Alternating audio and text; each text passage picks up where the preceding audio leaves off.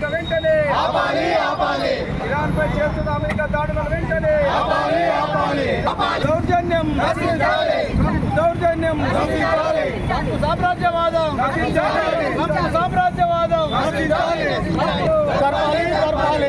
చర్చలు సామ్రాజ్యవాదులారా CPM Iran పై చేస్తుంది ప్రపంచ శాంతిని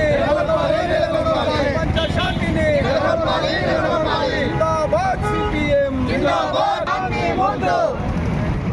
అమెరికా సామ్రాజ్యవాదం పై అమెరికా చేస్తున్నటువంటి దాడులను వెంటనే ఆపాలని భారత communist party Marxist CPM demand చేస్తూ ఉంది. అట్లాగే దేశంలో ఉన్న అన్ని శక్తులు కూడా అన్ని రాజ్యాలు కూడా ఈ శాంతి చర్చలు జరిపే విధంగా ప్రయత్నించాలని కోరుతూ ఉన్నాం. అదేవిధంగా ఏ యుద్ధమైనా మానవానికి ప్రమాదకరం. ఈరోజు ఇరాన్ పై ఏదో అమెరికా పాకిస్తాన్ చేస్తున్న దాడుల వలన భారతదేశంలో కూడా అనేక ఇబ్బందులు గురే పరిస్థితి ఉంది.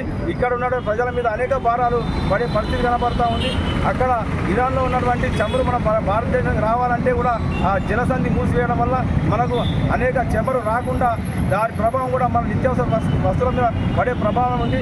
ఇది చిలికి గాలివాలన్నట్టు మొత్తం ప్రపంచవ్యాప్తంగా ఈ యుద్ధం ముంచుకొచ్చే ప్రమాదం కనబడుతుంది. కాబట్టి వెంటనే ఈ అమెరికా ద్వారా స్వార్థ ప్రయోజనాల కొరకు అక్కడ వాళ్ళ అనుకూలమైన ప్రభుత్వం తీసుకురావాలనే ఉద్దేశంతో పాకిస్తాన్ రెచ్చగొట్టి మరి ఆ రకంగా యుద్ధాన్ని ప్రోత్సహిస్తుంది.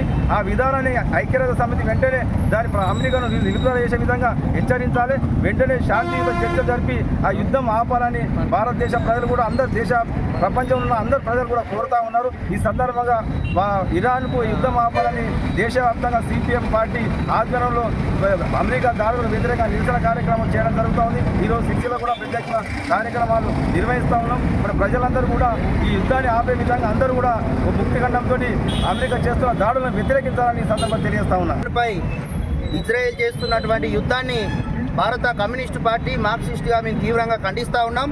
ముఖ్యంగా సామ్రాజ్యవాద దేశం, పెట్టుబడిదారి దేశమైనటువంటి అమెరికా దేశంలో ఉన్నటువంటి ఆ దేశ అధ్యక్షుడు ఈరోజు ట్రంప్ ఈరోజు ఇజ్రాయిల్ను ఒక కీలు బొమ్మలుగా ఆడుకుంటూ ఈరోజు ఇరాన్ పైన దాడులు చేస్తున్నటువంటి పరిస్థితులు కనబడతా ఉన్నాయి. ఈరోజు ప్రపంచవ్యాప్తంగా శాంతిని నెలకొల్పాల్సినటువంటి ఈరోజు అధ్యక్షుడే ఈరోజు దేశంలో యుద్ధాన్ని వాతావరణాన్ని ప్రపంచవ్యాప్తంగా నెలకొల్పేటువంటి పరిస్థితులు ఈరోజు మనం చూస్తున్నటువంటి పరిస్థితి ఉన్నది.